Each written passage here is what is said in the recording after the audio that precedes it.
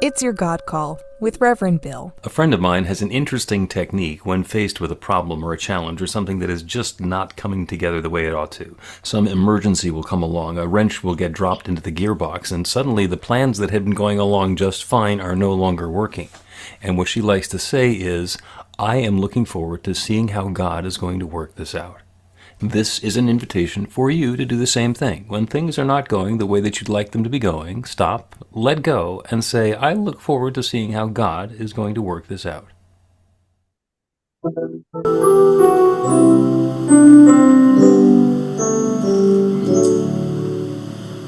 When this world seems crazy and darkness closes in, I may not have the answers or know where to begin, but I know nothing changes if I just give up. So I will surrender, go within and trust, and make a little space inside. It's how I do my part.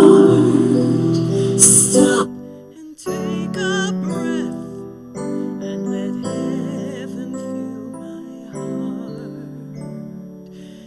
And in that little space inside, that's where peace can start. When I take a breath and let heaven fill my heart. I'm looking in the mirror when I look into your eyes, and though I may not know what's weighing heavy on your mind, you don't have to be alone. Hold it all inside. You're not meant to carry all the burdens of this life.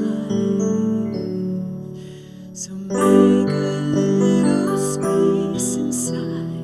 That's how you do your part. Stop and take a breath and let heaven fill your heart. And in that little space inside, that's where peace can start. When you take a breath and let heaven fill your heart. We are here together. Nothing's wrong or right. Can we make this world better? One breath at a time. Can we make a little space inside?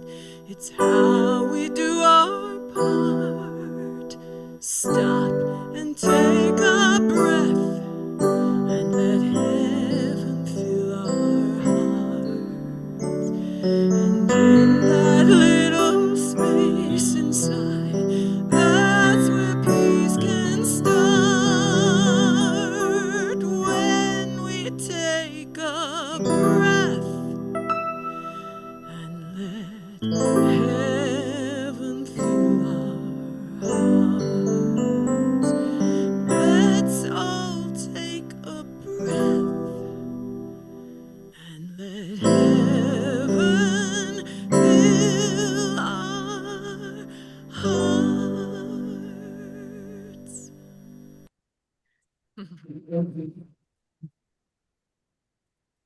Yeah, thank you. And good morning, New Thought, Philadelphia.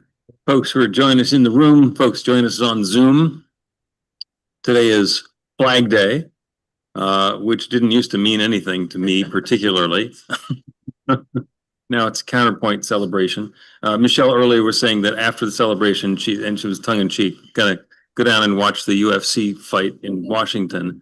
And I just wanted to point out that if you want to do something different this evening, roughly at the solstice and equinox, so 4 times a year, there's a finger labyrinth walk that my friend Reverend Rita does for Anton. And that got moved up a week. So it's going to be this evening, 7 o'clock Eastern time. You are welcome to do that. Go to antn.org and you can register and get the info and download a finger labyrinth, and you can do the little labyrinth walk as an alternative to that. And that's because next weekend is very busy, rich, and full. It is Father's Day. It is the summer solstice. It is there's lots going on. So anyway, we're going to do that. So anyway, welcome. You guys know the rules when we're on Zoom. Go ahead and keep yourself muted, except when you're going to be sharing. People in the room, I'm past trying to get you guys to behave yourselves.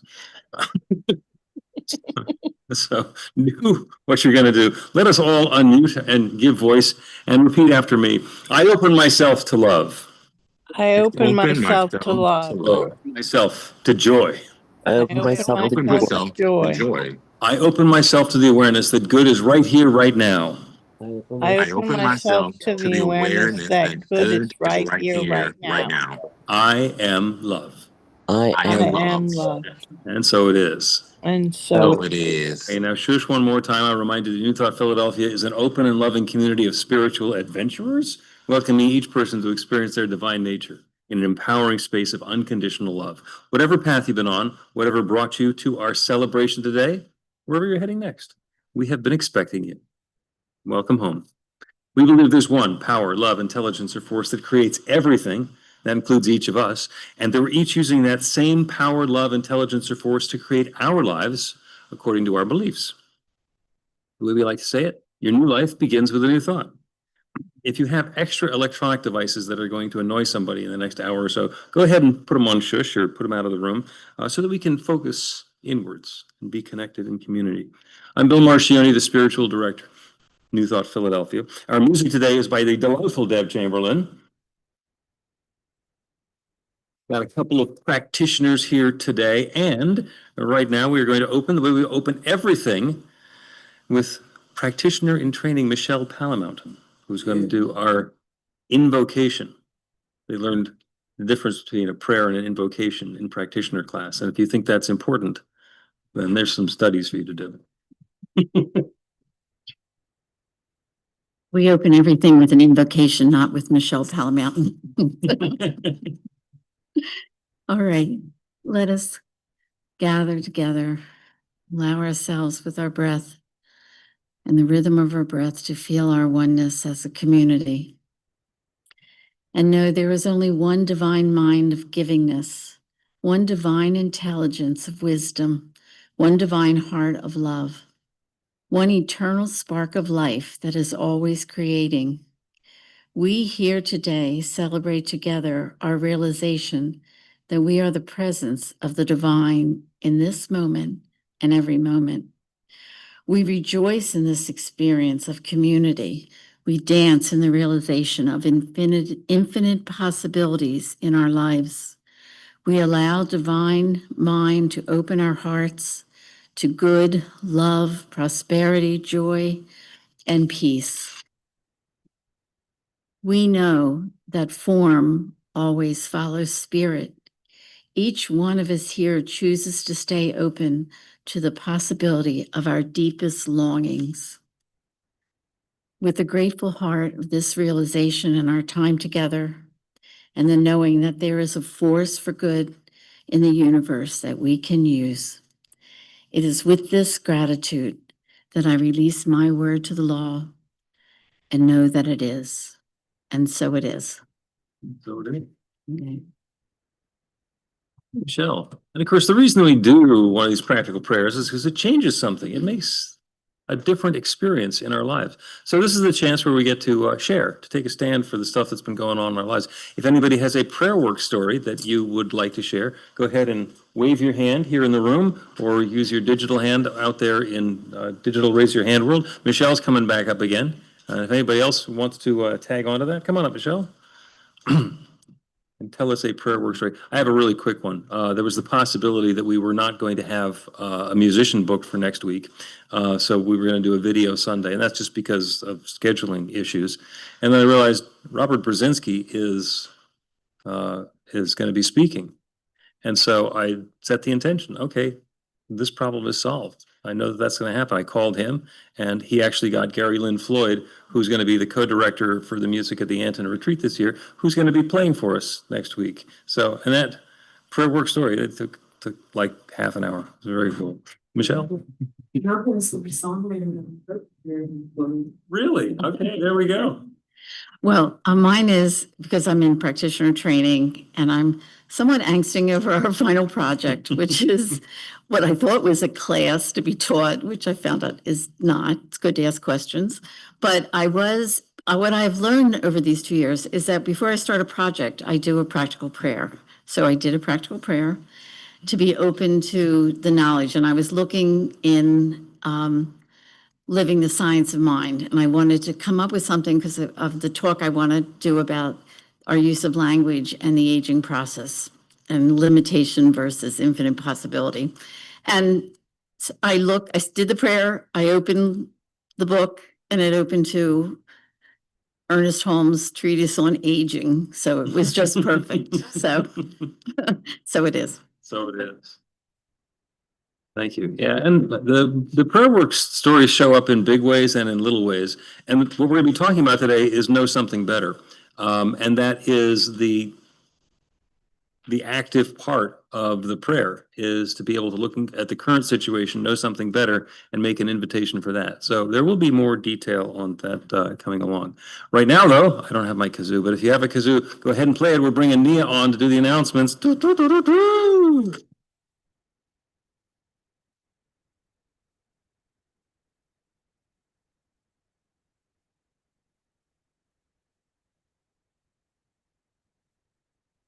Right, good morning. This delightful information is on the website at newthoughtphilly.org. Please sign up for the weekly e-newsletter so we can keep in touch. Spiritual cross training is transformation in head, heart, and hand in an hour on Zoom. It wraps up on Tuesday at 7 p.m. Please sign up on the Meetup or email Reverend Bill. We'll be welcoming new members to New Thought Philly on Sunday, June 28th. If you are interested in joining your energy and intention in our community, please contact Reverend Bill. Our practitioners in training are offering full sessions, including spiritual guidance, support, and practical prayer at no charge. Contact Kathy, Michelle, or Laura. Reverend Bill is posting the Daily Spark from his new book every day on Substack. Subscribe for free. We host a dozen online meditations every week. Drop by for 15 minutes of inspiration on Zoom. They are also on Insight Timer Live on Monday, Wednesday, and Friday mornings. Sandy and Karen lead the Power of 8 Intention Circle every Monday evening from 6:30 to 7 to help bring new experience into the lives of the group members. There are now close to 3,000 spiritual adventures in our group on meetup.com. Get your midweek adventure on and meet some new folks at one of our daily meditations. Follow New Thought Philly on Instagram, Facebook, Insight Timer, and YouTube. Your support means a lot. Please support New Thought Philly and those who feed us with a tax-deductible donation by Zelle, Cash App, check, PayPal, Venmo, credit, or debit card. We are a tithing community with 10% of our income is donated to the people and organizations that keep us spiritually filled. Thank you to the team that makes these celebrations work. We get together ahead of time to get things in order and have some fun. Email the volunteer coordinator to join the joy. Next Sunday is online with guest speaker Dr. Robert Brzezinski in The Light That You Are about the solstice, Juneteenth, Pride, and Father's Day.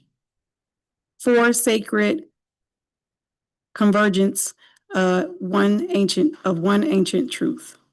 Live original music by Gary Lynn Floyd. The practitioners are available for professional sessions by appointment. After the celebration, Michelle is available for a quick transformational miracle in a minute prayer.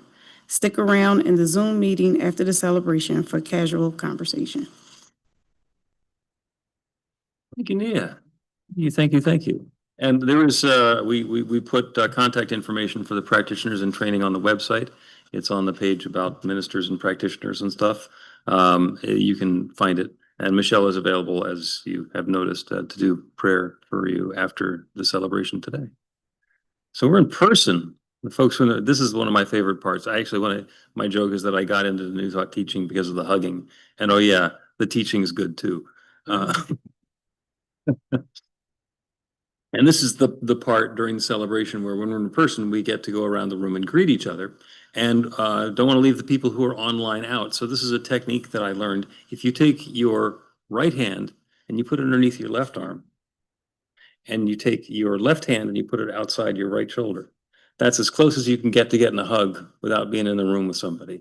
So we're going to do that and know that we are blessed as Deb sings this song for us.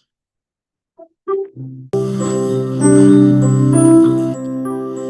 are the face of God. I hold you in my heart. You are a part of me. You are the face of God. You are the face of God. I hold you in my heart.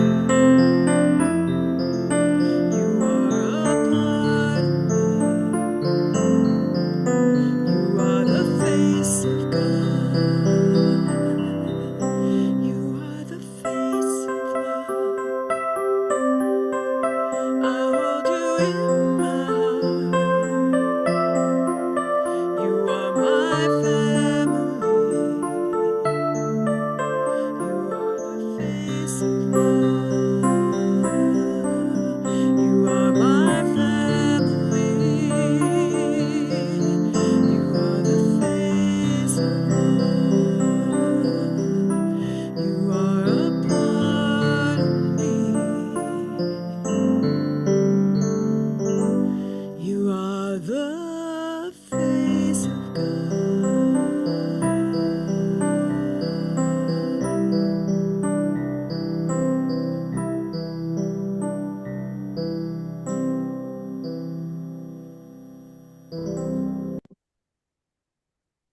Beautiful. Thank you, Deb. Thank you, Deb. Yes, this is the greatest hits of New Thought that you're playing today. It's pretty awesome. I love when that happens. So every week we light the flames of faith, and it is a reminder that even though there are lots and lots and lots of different religious traditions and spiritual paths, they're all basically shining the same light in our own unique way. In spite of the fact that 130 or 40 of them got taken off the list by the Defense Department in the last couple of weeks, we're not canceled. We're just not listed. Back in the old days, having an unlisted number was like expensive and made you fancy. Yeah, that's us now. Scopey's going to lead us in the flames. Good morning, everyone. We perform this ceremony to acknowledge that all people and all faiths come from the one power, love, intelligence, which we call spirit or God. We honor the richness that comes from our shared diversity and bless the interwoven energy of the divine feminine and masculine. We light the first candle for the Tao, honoring the universal path of harmony and equilibrium, the natural way. We light the second candle for the shamanic traditions, honoring the beliefs and practices of all indigenous peoples.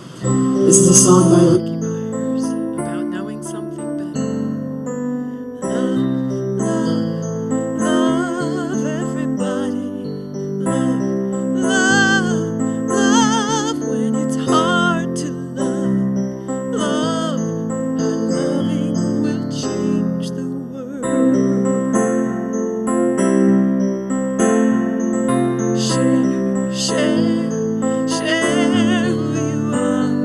Share, share, share when it's hard to share. Share, our sharing will change the world. Let's sing, sing, sing all together. Sing, sing.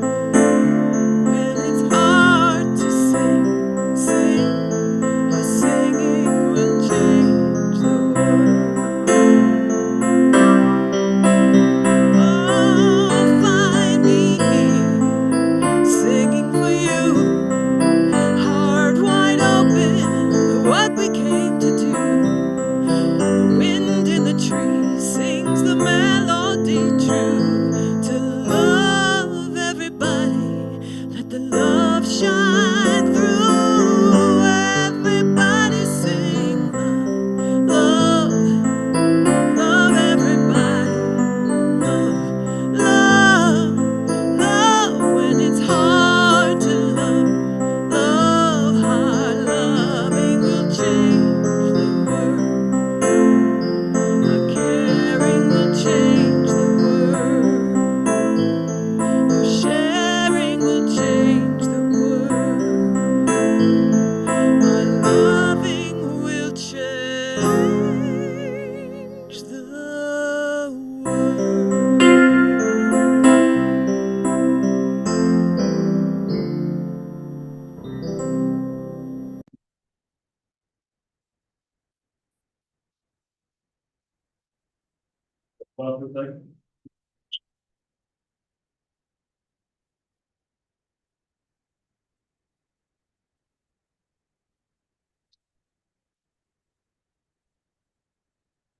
Captivated, Deb.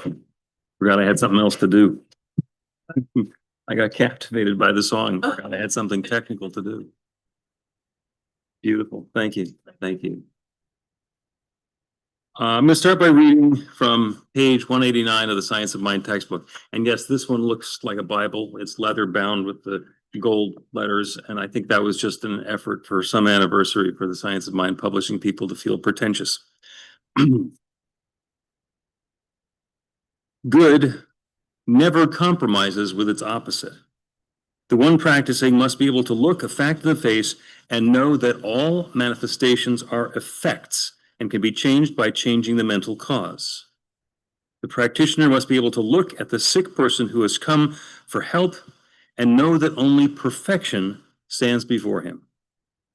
The practitioner must see beyond the appearance to that which is basically perfect. And that is the topic of the talk for today. It's the ability to look a fact in the face and know something better. And that goes in a lot of ways counter to what we're taught. We look a fact in the face and understand that's the way the facts are. That's the way the world works. That's the way things are set up. And the facts are correct to an extent, but they're indicators more than permanent truth. They are indicators about what has been up until now. And facts can be inconvenient. They can be annoying. They can be disturbing. And there are things that have happened in my life. There are things that have happened in each of our lives which have been undesirable, unpleasant, unhappy, unfulfilling, unloving, unsatisfying in some way. And this practice of being able to look at those facts, look beyond them, and know something better is the key to this new thought teaching. And it's also the part that some people say, yeah, that couldn't possibly work. Because a lot of people are committed to the facts. And I understand that.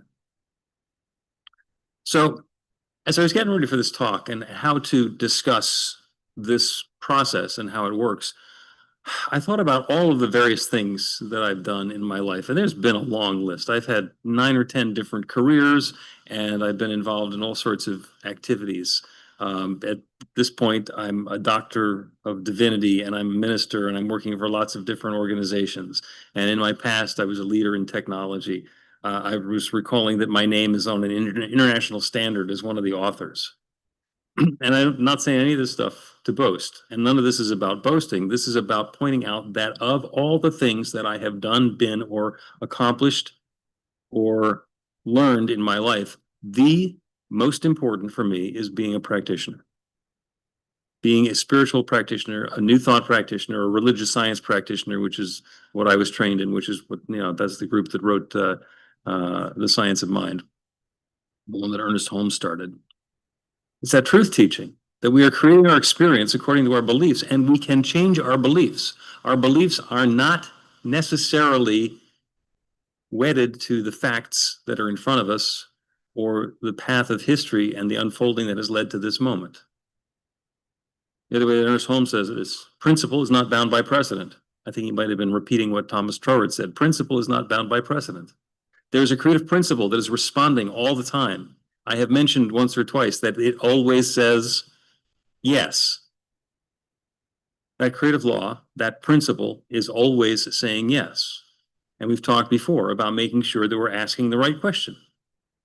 When I'm swimming laps in the pool and there's somebody in each of the lanes and I want to share a lane with them, I can say, do you mind if I share a lane? And it seems very polite. But the answer that I'm looking for in that case is no.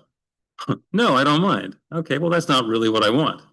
I don't want them to not mind, so I've changed that. And now I ask, may I share the lane with you? And they say, yes. And you know what? Usually they're very sweet about it, very understanding. And that yes changes the nature. It's not me muscling on their space. It's me participating in something that we're both doing together. This is all based on the healing power of the truth. Okay, it's not based on facts. The facts are very helpful in helping us understand what the truth is, but the truth is not limited by the facts. The facts are simply descriptions of an aspect of the truth. The facts are how things are now, and they don't need to stay that way. So as part of this talk, I'm going to discuss some of the case studies, the prayer work that I've done for myself and for others, and that I've been participating in along the way. And it's not the ones that have happened in the last week, which can be fun, but it's the ones that have happened over the course of the career, which has made me just so continuously and completely aware of how valuable being a practitioner is. And I'll also leave it open for anybody who wants to share a practitioner story, something that happened. For anybody who's gone through practitioner training, you have to come up with 3 to 5 case studies of people who you're doing prayer for, where the prayer resulted in whatever the person was looking for, and then it gets documented and submitted to the people at Emerson Institute. So if you're a PIT or a PRAC and you have case studies, or you remember some of those stories, there's going to be an opportunity to share those along the way. So I had a client I was working with, and she was dealing with a problem that, in her financial life, she was going from feast to famine. She'd have a really high paying job with a great expense account and all the perks and all the rest of that, and living the high life. And then things would change and suddenly she'd have nothing. She'd be scraping to get by, and then things would get wonderful again. And she kept going through this cycle of feast or famine. And she was completely frustrated by this. And I understood. At that point, she was in a famine cycle, and and feeling the struggle. And I definitely, I felt that with her, and I understood her story. So we started talking about what's going on for her. Because we don't just look at, oh, well, we want the feast or famine story to stop, because there's something going on in a belief system that makes that happen. So we got a chance to dig into what that might be. And it turns out that growing up, her family had been in the real estate business.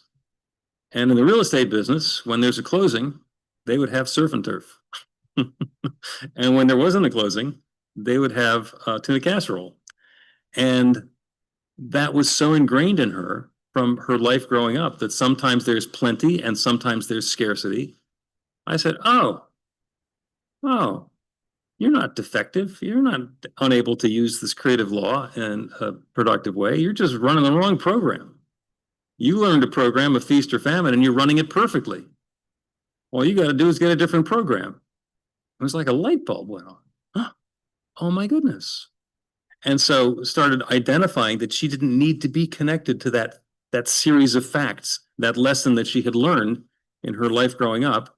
And within a month, a friend of hers said that she was moving to a different state and could she take over her business. So she was given a business, and now suddenly the feast or famine has gone away and has been replaced with how much of this business do I want to be working on? And it's successful and it has stabled out for her. And those are the sorts of things that can happen. Am I responsible for the change in her life? Absolutely not. But I got to participate in that. I got to be able to look a fact in the face and know something better. And together we went on that exploration to find out what it is. Now, I hope this is not going to be a surprise for anybody. But God does not decide what's going to make you happy or unhappy. I'll say that again. God does not decide what makes you happy or unhappy. There are some things that make you happy, and there's some things that make you unhappy. And to all of them, God is going to say yes. So what we get to do is decide the experiences that we want to be having, get our own small self, or as Ralph Waldo Emerson said, our bloated nothingness out of the way, and allow that infinite creative power to co-create that new experience with us and through us and for us. And sometimes it's really smooth and really effortless and really easy. And sometimes it's a transformation just catches us by surprise. You ever see something and look away and then look back and do a double take? It's like, did I really see that? And we look again and yeah. And we didn't recognize it at first because it's so outside our usual frame of reference. It's so far outside of the way that we usually go about things that it locks up our circuits. We can't see it at first. We have to look back and process it. And then it gets to be part of our lives. And that's the other big thing that we get to do when we are looking a fact in the face and knowing something better. That process of looking the fact in the face and knowing something better is the pivot. That is one of the critical, crucial, essential pieces of this spiritual practice. The first step, and by the way, they're all P's. The first one is the purpose. What's the experience that I'm having now? And it's usually something that I want to change. Sometimes it's something that's wonderful, in which case I want it to continue. But if it's something where I'm looking a fact in the face, I want to know something better, it's to understand exactly what that fact is. Because if I'm hiding from it and pretending it's not there, then I'm not going to be able to deal with it. The next thing we do is pivot. Okay, this is the situation up until now. What do I want to have instead? What is the experience that I want to have instead? And then be very clear about that which we are looking for. And we do that in affirmative language, which is where the other 4 P's come in. It's positive, powerful, personal, and present tense. We want to say something that is positive. I have plenty of money. I have my perfect loving relationship. I have my uplifting, satisfying, and very well-paying work. Rather than, I no longer have to deal with that boss who's an idiot. The car doesn't give me trouble anymore. And my boss is no longer a jerk. Okay? What we want to do is look at the experience that we want to be having instead. That's the pivot. And then we talk about in positive language what we want to be experiencing. Personal, this is what I'm experiencing. This is not about my boss doing something different. There have been experiences where we have prayed somebody who's got a challenging situation with their boss, and what winds up happening is their boss gets a promotion. And the new person, which sometimes is the person who is looking for a new boss, gets to be the boss and knows exactly what to do to make the workspace that much happier. It's personal.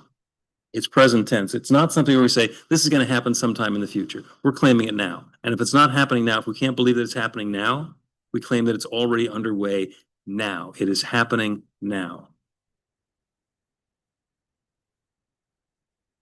And we want to be able to do those affirmations, speak in that affirmative language in a way that's going to be able to bring about change. And that goes into the entire formula for how we do a practical prayer, which I'm not going to get into great detail on right now.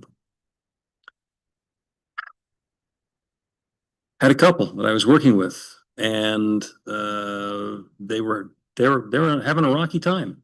They didn't know if they were going to stay together.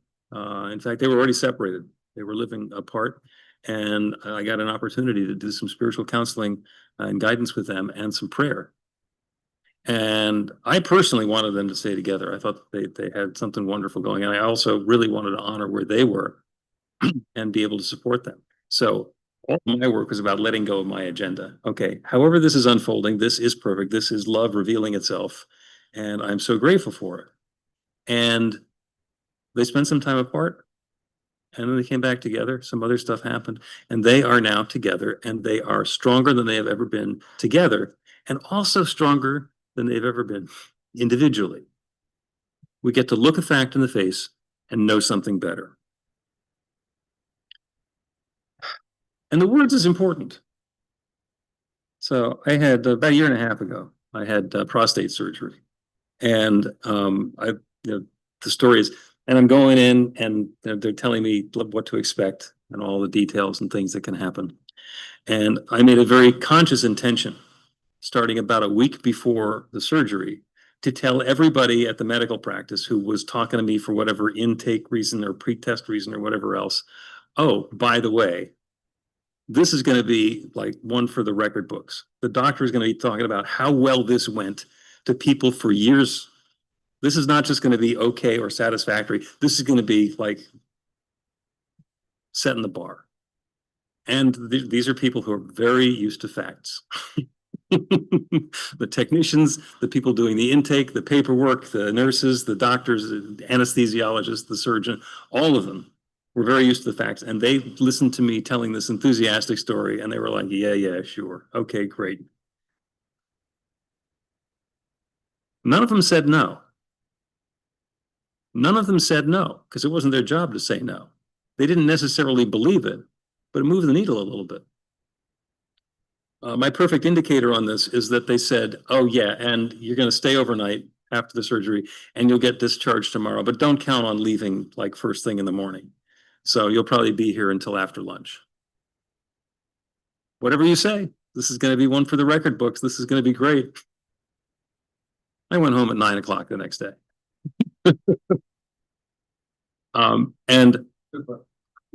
And I don't care if they change their mind about anything, because I know that this teaching works. I have a friend, and this is probably 25 years ago, 20 years ago, who was getting her kitchen remodeled. And she was having a horrible time with it. The designs weren't working the way that she wanted to. The contractors, the designers, nothing was working. Nothing. It was all like, this is going to happen, but this isn't what I want. And it was just, so it was all tension and turmoil. So we did a practitioner session together and identified that, oh yeah, well, these things that have been challenging, she's heard stories about how challenging it is to work with a contractor and they don't show up and nothing goes, all the rest of the stories. We worked through, yeah, she'd heard all of that stuff. And we managed to let it go and open to the possibility of that yes happening. And of course, the prayer work story came back. And after I did the prayer, of course, I forgot about it. So it was months later that she came back to me and said, oh, that was such a great prayer. And I'm thinking, what prayer? And I said, thank you. She found the designer and the contractor, and the design came together. And she, for the last 20, 25 years, has been loving that kitchen. And every time she sees the kitchen and feels that gratitude for it, she thinks of me. And I love that. And it's not anything that I did. I have the first half of a Michelle Palamountain story. She's going to tell the second half of this one. This was probably when we were building the house, 2008, 2010. Yeah. 19 years ago, they were building or rebuilding a house on Catherine Street in South Philly. And they were going into the closing. And for some reason, the amount that Michelle and her then husband, Bram, thought that they were supposed to pay, and the amount of money that the closing documents said they were supposed to pay, were $75,000 off. there was a disagreement about $75,000, which is no small chunk of change, even when you're rebuilding a townhouse on Catherine Street. And so everybody's scrambling around. The lawyers can't figure it out. The real estate people can't figure it out.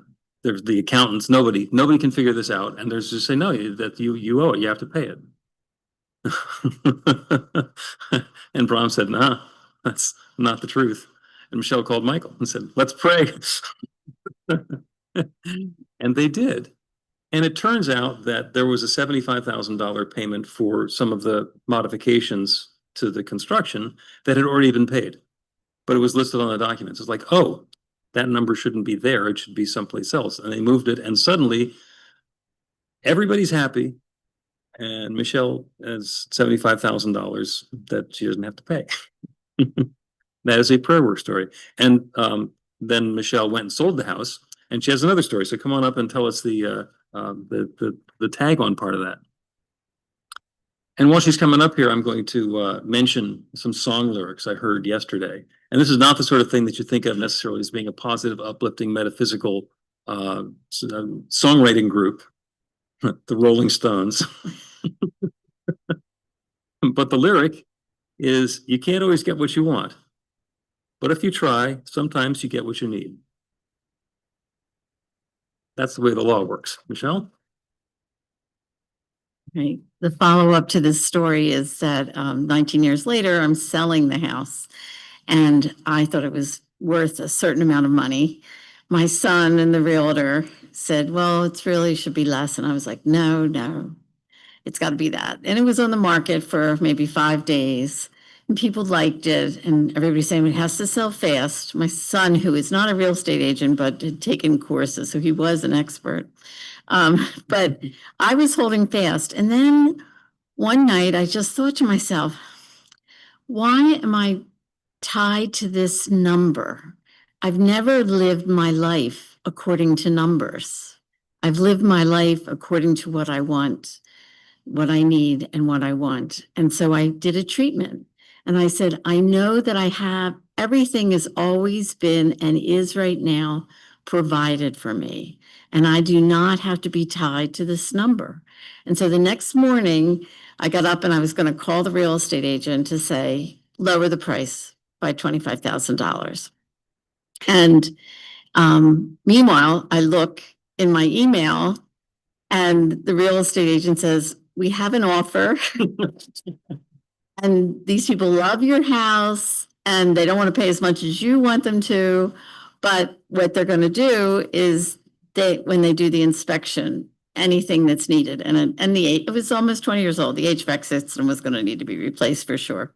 They're going to forgo that. You won't have to worry about anything. This is just what they're doing. And the other thing was that I did treatment for is everybody would say, oh, the insurance prices, the interest on mortgages is so high right now.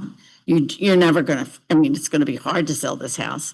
And I said, well, I'm going to get somebody that doesn't need a mortgage. I'm going to get somebody to pay cash. They only need one person. And I treated for that as well. But for this one, and here, this couple who loved the house, they paid cash. And they basically, I kind of broke even for the price that I wanted. It was just in a different form on the ledger. So treatment works. All right. Yeah. And I was involved in that a little bit. And when somebody's trying to sell a house or a car, we get wrapped up in, oh, this is how much I need to get for the house. And it's like, you're thinking too small. If you're thinking about what you're going to get for a house you're not going to live in anymore, then you've missed the point. So the prayer that I always do is for love unfolding, that perfect family that's going to be able to take this house and live in it and love it and celebrate it and be joyous in it and be so grateful for the opportunity to be there. That's what we're looking for. And that doesn't take anything away from anybody. Praying for the people who are going to buy your house to be happy, there's not a foul.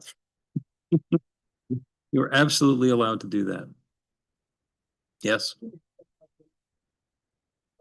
Yep, that was the house where New Thought Philly was started, the house on Catherine Street. This works in all kinds of areas. One of my favorite things to do is when somebody comes to me because they're looking for a long-term committed relationship. Along the way, I say, do you want that to be with a man or a woman?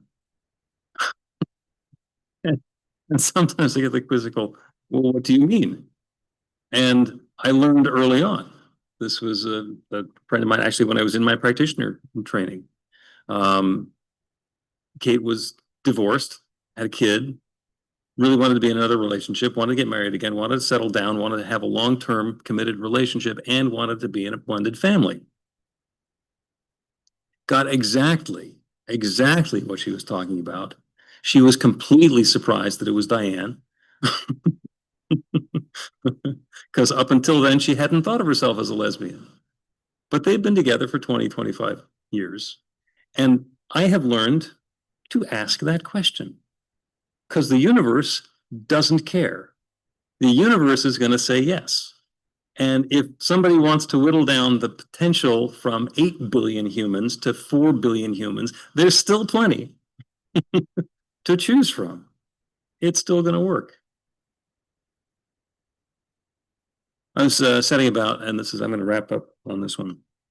I was setting up about doing a project to prove scientifically that prayer works. And I was talking to Dr. Andy Newberg, who was going to be my primary investigator on this.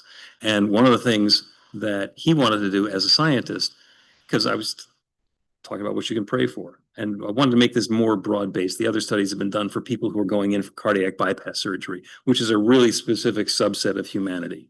So I want to make this be broad-based. And so we're going to ask people, how's your life going? And do, basically surveys to get their quality of life measured, and then ask them what's going on for you, what's a challenge, and then do prayer for them.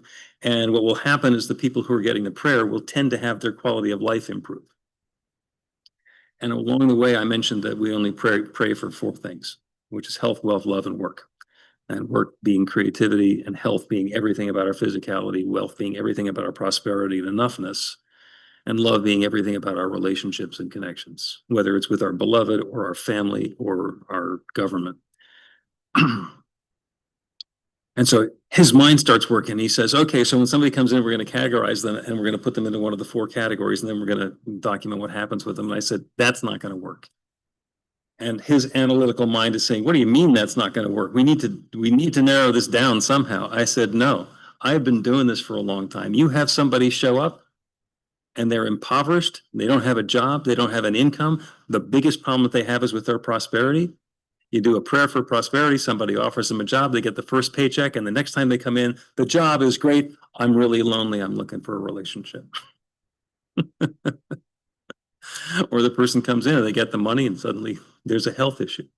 It changes. And the technique works for all of it. We get to look a fact in the face, whatever that fact happens to be, however inconvenient that fact might be, no matter how persistent it has been, no matter how ingrained that is in our lives, our beliefs, and our families, we can look that fact in the face, know something better, and change that experience. So that is the invitation. If you've done that before, please set about doing that again. If you've not had that experience, please get a hold of one of our practitioners in training, because they need to do case studies proving how well it worked for you. Because you deserve it, because you're wonderful. So it is.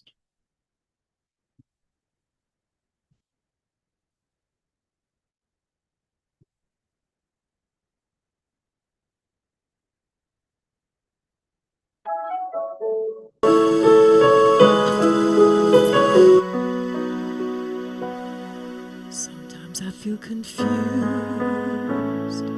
unclear and overwhelmed. I simply lose the focus on the center of myself. That's when I go within and shut out all the noise, so I can rediscover the center of my joy. It's the one thing, one thing my life is for. And this one thing, this beautiful thing, is everything and more. And this one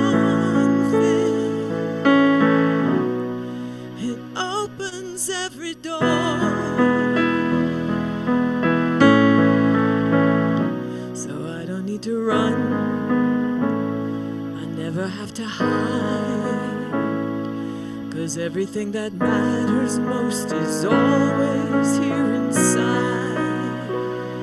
It's not about who wins or who is right or wrong, and I don't need a million reasons to prove that I belong, 'cause I've got one thing, just one thing my life is for, and this one thing, this beautiful thing, is everything and more. And this one thing, it opens every door. It's everything I am, it's everything I do, it's everything I have, and it's all because of you. This one thing, one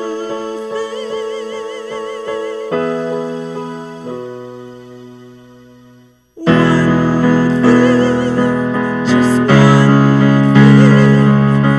thing my life is for,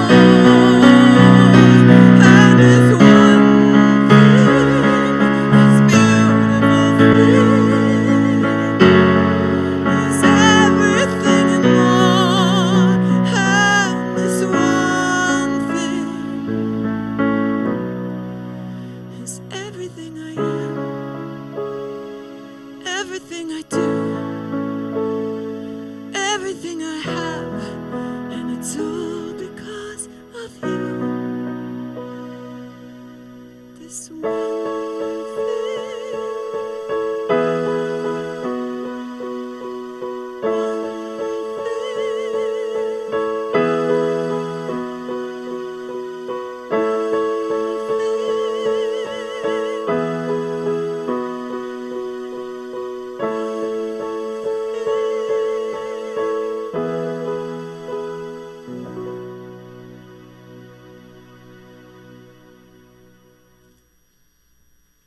thank you all. Thank you. Thank you, Dad. Thank you for that serenity. And thank you, Reverend Bill, for that quality of that talk. Now we're gonna sit with the most important person in this world, which is yourself. The I. It's remarkable the way everything works together for the good. See, words and affirmation, they simply shape thoughts. They're not creative. Feeling is creative. The more feelings you put into your words, the more they got power over conditions. Feel always that you have it. It'll be yours. Believe it. And get to the know, that knowing. Yes, I invite you, if you're comfortable, to close your eyes. Or you can keep it open. Whichever way you're more comfortable. So you're the master. I remember say, if we are honest and open in our meditations, we find our own way. See, like, certain techniques in meditation, find yours that you're comfortable with. Some people like to sit in an hour. I recommend 10, 15 minutes. It's no time in spirit. That's why when looking the fire in the face and knowing something better, that's why we sit into know that eternal presence within us. That's beauty and truth. That's clarity. That's love and life. I always recommend, because it's to expand our awareness of the concept of God. If we are open for that and receptive to receive that awareness and that openness, the expansion concept of God, we receive truth. Because truth doesn't have a destination. That's why when somebody tells you they got the truth, they're holding on to the truth, try to run away, not run away with your feet, but with your mind. Because nobody could hold the truth. The truth is God. You can't see it, can't hold it, can't grasp it, you can't taste it, but you can feel it. So the bigger concept we have, every day, let it grow. It's like a flower, it's like a tree. I always put the analogy, it's like seeing a movie, and God is the screen in that movie. The screen is not where he doesn't care what's happening there. It doesn't change. God doesn't change what's happening here through our experience.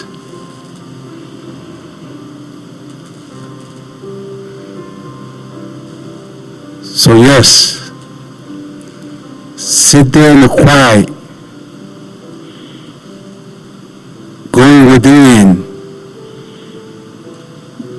Within, you could go to your stomach, your chest, where your heart is at. The reference to the heart is the soul. It's the whole body. God is omnipresent. He's everywhere. See, it's like breathing.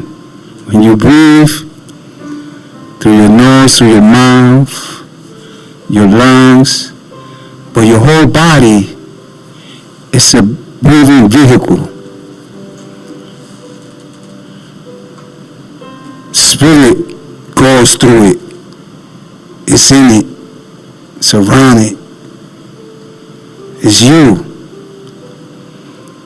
Be flexible, open to that truth. See, the human eye, it's kind of challenging to see God. It's only see effects. But the God in you,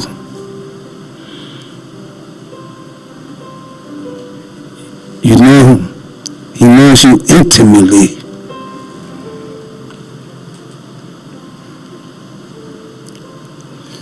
That third eye, when you sit right like you're doing now, God is giving you inspiration, illumination, revelation.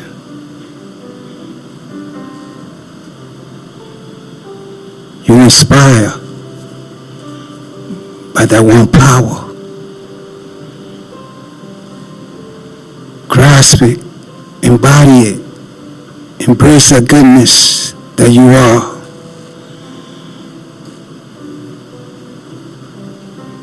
Your authentic self, the perfect self, the way God sees you. Not like the neighbor maybe see you, or maybe yourself. God see you beautiful. God see all that wisdom in you, all that love, that peace, that joy that you are. That's who you are.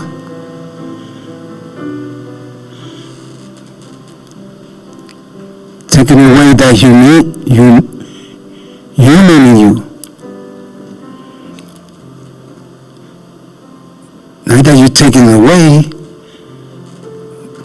but you're dressing yourself in spirit.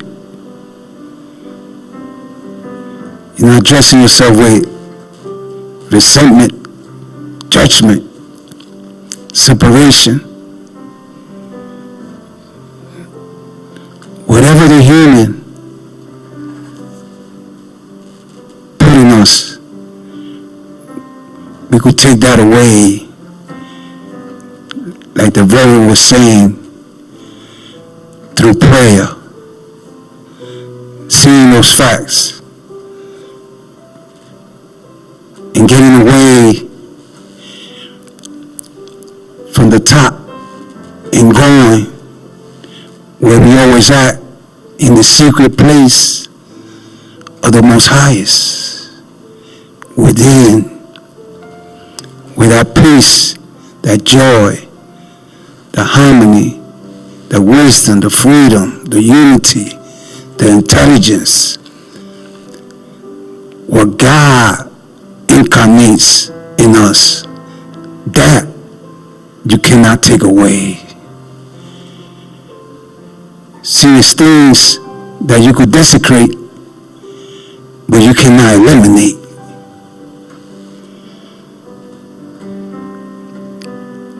Pivoting, those things that we do not want, they could leave us if we really want that. Some things we want, but it's always a process.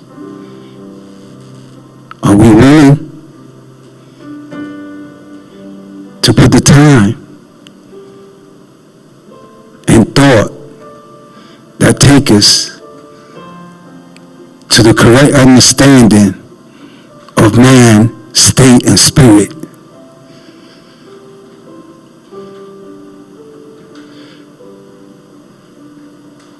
Sometimes we're not willing, but the Spirit is willing. Us. Just to be open. Just to be receptive.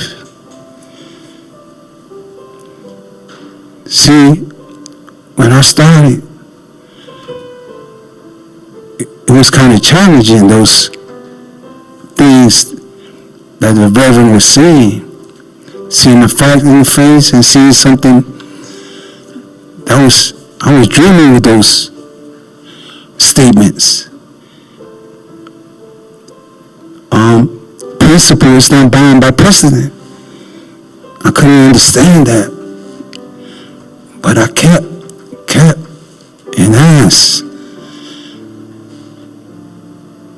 And then it came a realization in my life. Because I was open to it and kept pressing on. Like Paul said, one thing I know, I haven't got there, but I leave everything behind and I go towards the goal. Keep going forward with God.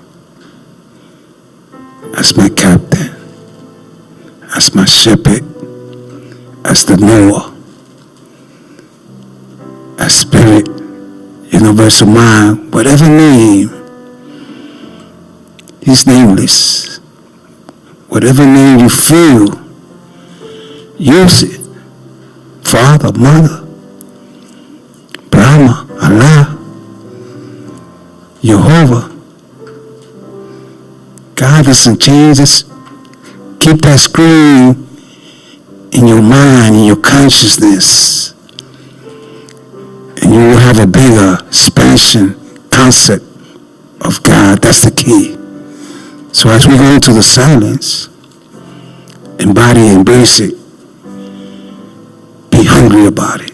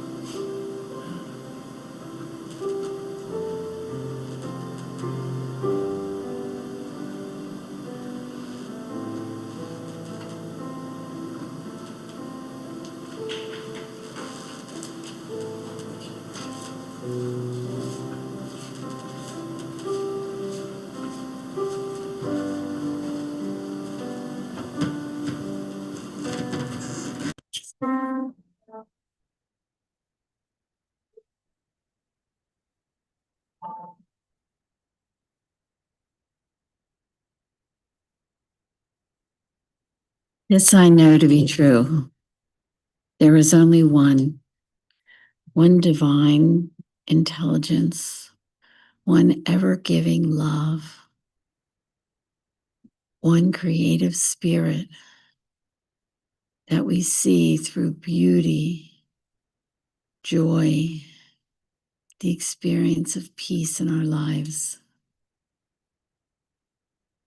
This infinite being, this oneness, we swim in it. Just like the fish in the ocean, where the water just goes through their gills, and it is them. That is us, each one of us, in this oneness of God, of spirit, of divine mind. We express this with each breath that we take, with each heartbeat, with each moment and intention. And I know and I claim for each of us that our heart's desire is manifest, that we are open to the possibilities of the creative process, creating in our lives what it is that we want and desire to manifest. Whether it's relationships or prosperity or a creative and abundant job or friendship or peace of mind. Each of these, we are open to the possibility.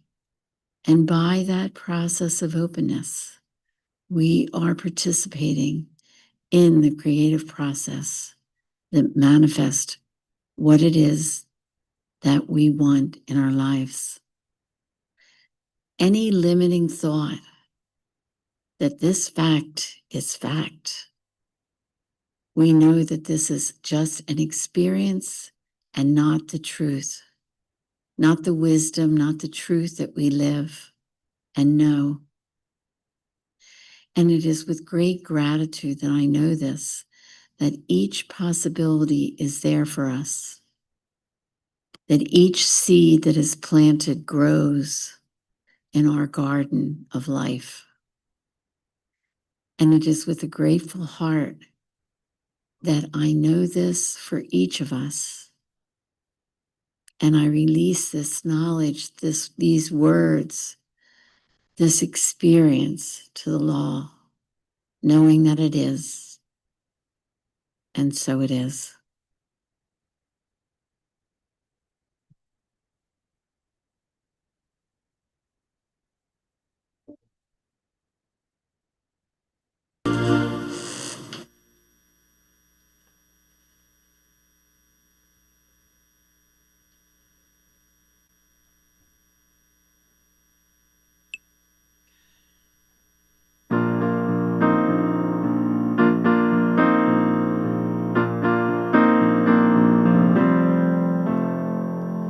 Kissing the earth with my feet today.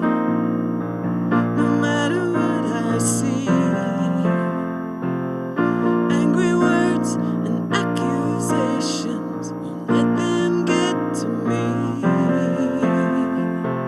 'Cause I know every syllable comes from a broken heart. I want to see through it, see who you are, and walk lightly, walk lightly, walk lightly through the world today.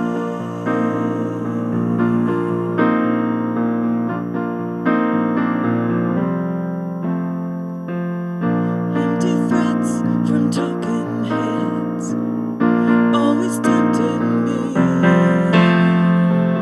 Instead of trying to catch my breath, I just need to breathe and make a little space inside a new possibility. Enough room for you, enough room for me. Talk kindly, talk kindly, talk kindly with every word I say. Taking the weight of the world off, shaking the dirt off, come what may. A little goes a long,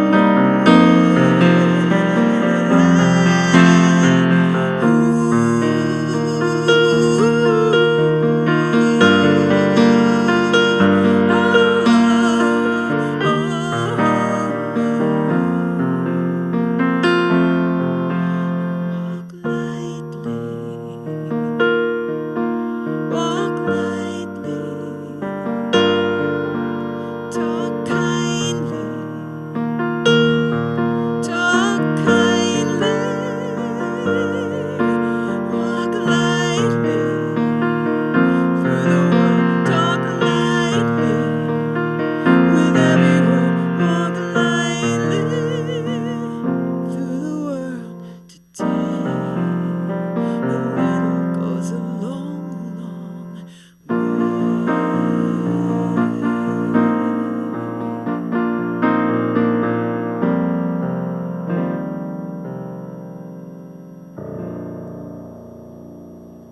Thank you. And thank you to Gary Lynch. Yeah, thank you, Deb. As mentioned again, that's co-written with Gary Lynn Floyd, who's going to be doing our music next Sunday. Take a deep breath. What a gift. I'll let it go. Release and surrender. I'm going to invite Nia to come up and lead us in our offering.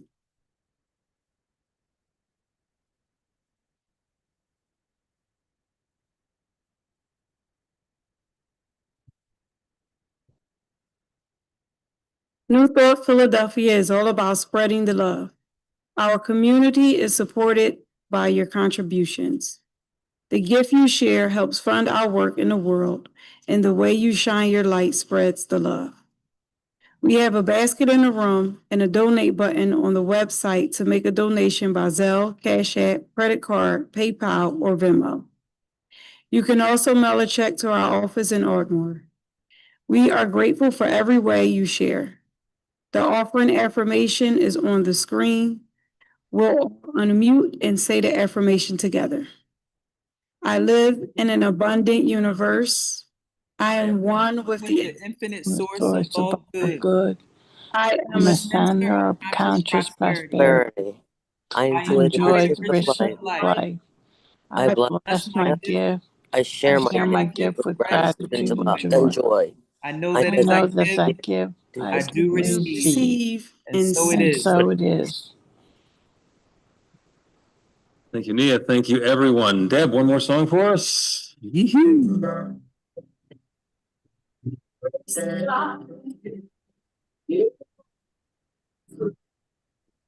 Be strong, keep your faith alive. Whatever comes to meet us, oh, the darkness won't defeat us. Stay strong and keep your faith alive. Some say the end is come, said our souls are running, and I say stay strong and keep your faith alive. Let's all come together and take care of each other. Stay strong and keep your faith alive. Sing with me now. Raise your hand in the air, in the air. Stay strong and keep your faith alive. Take a step, say a prayer, say a prayer. Stay strong and keep your faith alive. Hand in hand, side by side, with hearts open wide. Stay strong and keep your faith alive. Help others find their way. Create a heaven here today. Stay strong and keep your faith alive. Come on, raise your hands up in the air, in the air. Stay strong and keep your faith alive. Take a step, say a prayer, say a prayer. Stay strong and keep your faith alive. You know it's times like this we need to remember what is real. Stay strong and keep your faith alive. United in our quest to spread love and happiness. Stay strong and keep your faith alive. One last time to raise your head up in the air, in the air.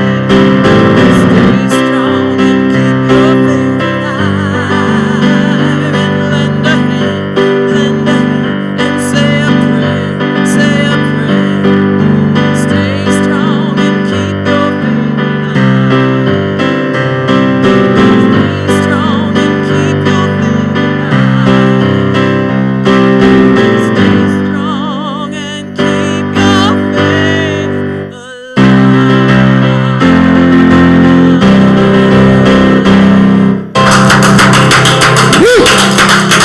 Thank you, Deb. Thank you, everyone. Thank you, Nate, who is moving to New York the end of August.